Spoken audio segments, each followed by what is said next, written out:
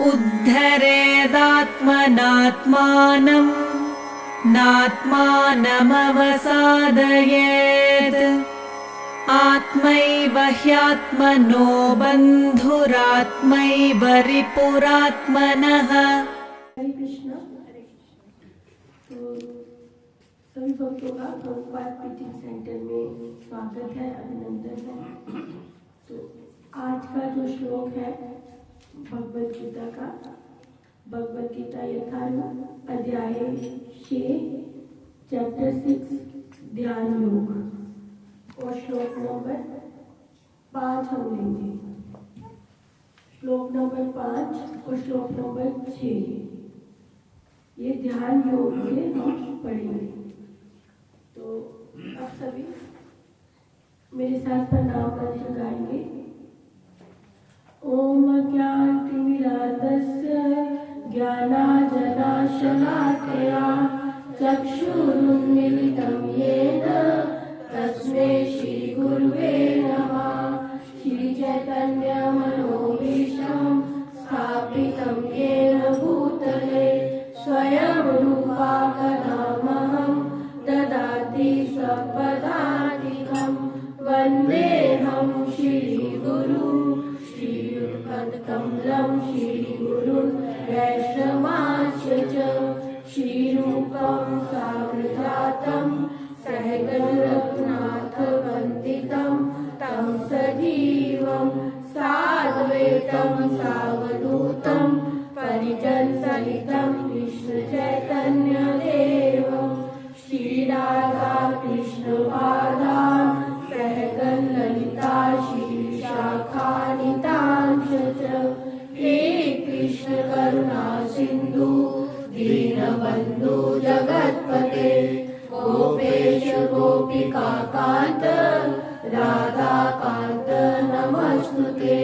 तप्त कांचन गौरांगी श्रीराधे वृंदावनेश्वरी विश्वानुसुते देवी प्रणमामि हरिप्रिय। वाञ्छाकल्पतरुभ्यश्च कृपा सिन्धुभ्येव च पतितानां पावनेभ्यो वैष्णवेभ्यो नमो नमः। जय श्री कृष्ण चैतन्य प्रभु नित्यानंद श्री अद्वैत गदाधर श्रीवासादि गौर भक्तवृंद। हरे कृष्णा कृष्णा कृष्णा हरे हरे, हरे राम राम राम हरे हरे। हरे कृष्णा कृष्णा कृष्णा हरे हरे, हरे राम राम राम हरे हरे। हरे कृष्णा कृष्णा कृष्णा हरे हरे, हरे राम राम राम हरे हरे। कृष्णाय वासुदेवाय देवकी नंदनाय च नंदगोपकुमाराय गोविन्दाय नमो नमः। ॐ नमो भगवते वासुदेवाय, ॐ नमो भगवते वासुदेवाय, ॐ नमो भगवते वासुदेवाय। हरे कृष्ण। हरे कृष्णा। भगवद गीता अध्याय 6 ध्यान योग और श्लोक नंबर 5। तो जो हमारा आज का शीर्षक है श्लोक नंबर 5, श्लोक नंबर 6 ये मन के ऊपर है कि हमने अपने मन को कैसे कंट्रोल करना है, काबू करना है। श्लोक नंबर 5 पीछे पीछे दोहराएंगे, प्रयास करेंगे हम इसको दोहराने का पीछे। उद्रेतात्मात्मनम् नात्मानं वसायते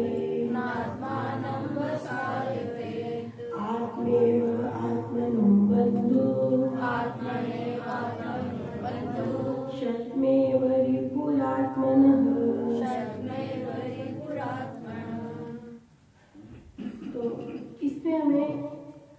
प्रभुपाद जी कह रहे हैं, श्री प्रभुपाद की जय।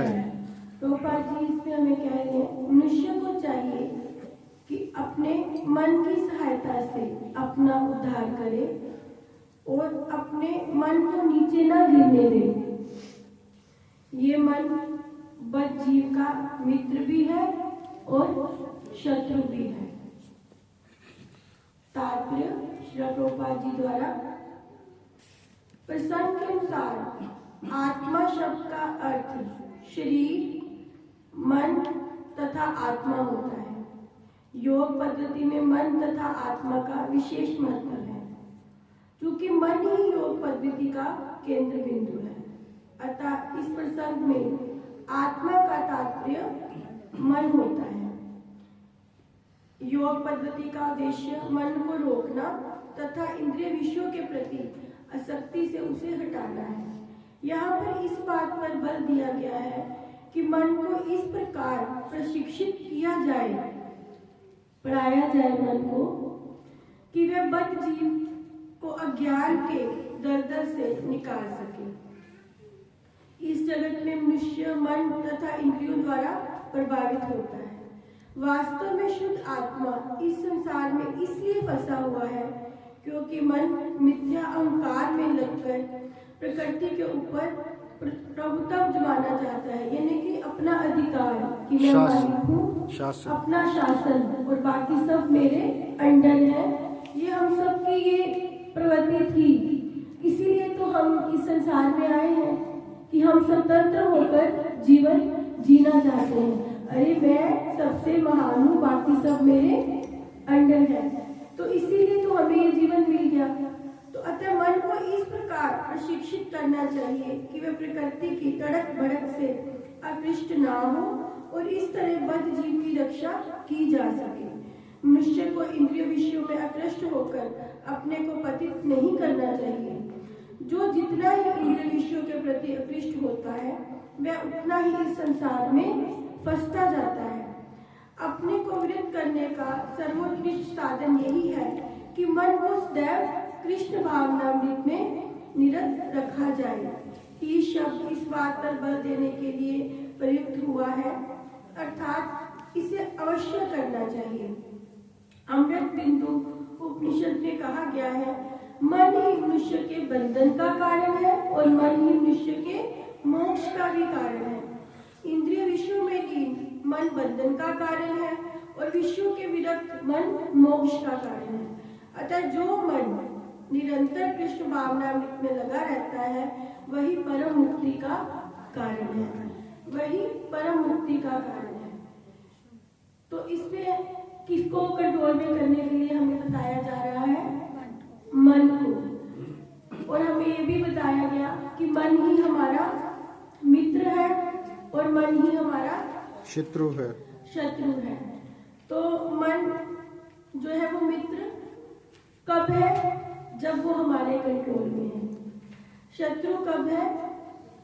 जब हम मन के कंट्रोल में हैं, जब हम मन के कंट्रोल में हैं। तो असल में हमें इस श्लोक में प्रभुपाद जी बड़ी शिक्षा दे रहे हैं, बहुत सुंदर शिक्षा है। प्रभुपाद जी क्या कह रहे हैं कि मनुष्य खुद ही अपने उद्धार और अपने पतन का कारण है। हम खुद ही हैं, हम खुद ही अपना उद्धार कर सकते हैं, हम खुद ही अपना उद्धार कर सकते हैं, दूसरा कोई नहीं।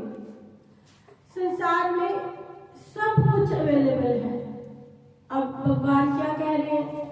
भगवान कह रहे हैं कि अरे देखो मैं स्वयं भी आया, मैं खुद भी आया, भगवान आए थे, मैं स्वयं भी आया, गुरु भी भेजे हैं, साधु संत भी भेजे, गुरु भी भेजे, शास्त्र भी है, सब कुछ है और हम स्वयं भी हैं, लेकिन हमारा मन नहीं चाहता।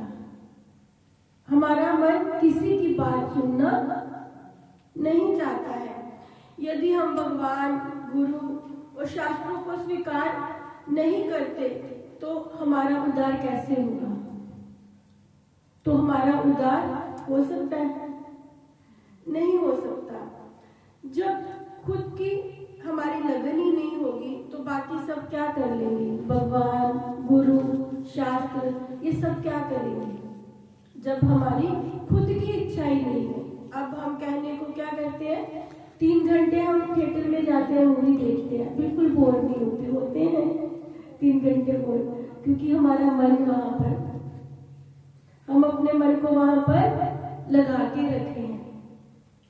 तो अपने में ही कमी देखें, हमें अपने में ही कमी देखनी है और इसको दूर करने का प्रयास करना है। हम ही हमारे सहायक हैं, क्योंकि हमारी श्रद्धा विश्वास किए बिना बात नहीं बनने वाली, फिर बात नहीं बनने वाली। भगवान का नाम भी है और उसको लेने की विधि भी हमारे पास है। कि विधि क्या है कि ये सिखाने वाले गुरु भी भगवान ने हमें भेज दिए, गुरु भी भेजे हैं। और फिर और क्या है, फिर जीवा भी है, जीवा भी हम सबको मिली है ना, जीवा भी है, गुरु भी है, सब कुछ है हमारे पास, लेकिन फिर भी हम नहीं लेते। तो अब दोष किसका है? हमारा खुद का दोष है। तो कहते हैं, हमें एक एग्जाम्पल देते हैं, क्या कह रहे हैं कि मेरा एक मित्र है, वो क्या करते थे, बहुत सिगरेट पीते थे। तो उनका बेटा कहाँ था? लंदन में, वो लंदन में जॉब करता था। तो उसने वहां से सिगरेट छुड़ाने की दवा भेजी अपने पिताजी को कि ये दवा है, लेकिन पिताजी ने दवा नहीं ली, वो नहीं लेना चाहते थे, नहीं मुझे नहीं चाहिए, और झगड़ा करते थे घर पे, दवा नहीं लेते थे। तो अचानक से क्या हो गया, एक दिन वो बहुत बीमार पड़ गए, डॉक्टर आए, उन्होंने चेक किया और उन्होंने क्या किया कि तुम्हारी किडनी तो बस लपेटे में आ चुकी है, तो अब तुम्हें सिगरेट छोड़ना होगा। तो उन्होंने 1 सेकंड भी लगाया सिगरेट छोड़ने में, 1 मिनट में। जैसे ही डॉक्टर बाहर निकला, उसी समय अब से ही मैं पीऊंगा। क्यों? ये किस पर आधारित था? उनके अपने मन पर ना, किसी पर नहीं, हमारे अपने मन पर। तो संसार ने हमें नहीं पकड़ रखा है, हमने संसार को पकड़ के रखा है, हमने संसार को पकड़ के रखा है। तो जैसे एक डायबिटिक पेशेंट है, तो शादी ब्याह में जाता है, उसको पता है कि ये मिठाई लेना मेरे लिए सही नहीं है, या समझ नहीं है, समझ है, तो फिर भी वो लेता है,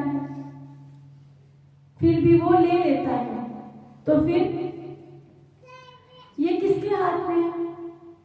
अपने हाथ में। मन कह रहा है ले ले, लेकिन बुद्धि क्या कह रही है कि नहीं नहीं। तो किसकी बात माननी है, ये हमारे खुद पर निर्भर है। तो कहा क्या जा रहा है कि मन को कंट्रोल करना, मन को काबू में करना, नियंत्रण में करना चाहिए हमें। तो अब इसकी विधि क्या है? अब अर्जुन क्या कहते हैं भगवान को, अरे मन को कंट्रोल करना, हवा की गति से भी तेज गति है मन की, हवा की गति से भी तेज आप कह देते हो मन को कंट्रोल करो। तो कैसे वो कंट्रोल होगा? मन कैसे कंट्रोल होगा? कृष्ण भावना भावित होकर, कृष्ण भावना भावित होकर। तो कृष्ण भावना भावित में क्या है कि अपना मन पूरा किस पे लगाना है? कृष्ण में। लेकिन मन नहीं लगता। अब सभी कहेंगे आप तो बोल रहे हो मन नहीं लगता है, लगता है मन? नहीं लगता, मन इधर उधर भागता है। तो कैसे वो काबू में किया जाए? भगवत गीता आपके हाथ में है, आप देखो, इसमें कृष्ण भावना भावित शब्द कई बार बोला गया है। इसका क्या मतलब होता है? जीवात्मा अपना हर एक पल भगवान की सेवा में लगाए, अपनी इंद्रियों से भगवान कृष्ण की सेवा में लग जाओ। देखो मन कहीं और है, मन देख रहा है, अरे वो देखो आज तो बर्थडे की पार्टी है प्रियंका के, गुलाब जामुन पीछे बने हुए, लेकिन क्या है, मन उधर है, लेकिन हाथ से, इंद्रियों से हम क्या जप रहे हैं, हरे कृष्णा। जीवा से मैं क्या कर रही हूँ, भगवद गीता पढ़ रही हूँ। इंद्रियां कृष्ण भावनामृत में लगी है, इस कार्य में लगी है। तो अपनी इंद्रियों को सबसे पहले हमें भगवान की सेवा में लगाना होगा। तो हर एक पल हमें भगवान की सेवा में लगाना होगा। तो आरंभ में जब हम कृष्ण भावनामृत में कदम रखते हैं तो क्या होता है, अभी हमारी शुद्धि नहीं हुई है ना, हमारे मन का शुद्धिकरण हुआ ही नहीं है। अहंकार है, क्रोध है, लोभ है, सब तो अभी भरा पड़ा है। लेकिन बड़ी कृपा हुई भगवान की, तो हमने कृष्ण भावनामृत में कदम रख दिया। तो कृष्ण भावनामृत में कदम तो रख दिया, लेकिन माया हर तरफ से, चारों तरफ से हमारे ऊपर अटैक कर रही है। क्योंकि हम ऐसे ही है ना, हम ऐसे ही है। माया क्योंकि माया कृष्ण की दूती है, दूत होती है ना, तो माया कृष्ण की दूती है। वो हर समय, हर बार हमारी परीक्षा ले रही है कि हम कृष्ण भावनामृत में कितने दृढ़ हैं, कितने दृढ़ हैं। इसलिए वो कठिन से कठिन परीक्षा लेने में आ जाती है, कठिन से कठिन परीक्षा हमारी लेती रहती है। क्यों? क्या पता अभी हमें क्रोध आ जाए तो हमारी भक्ति नष्ट हो जाए।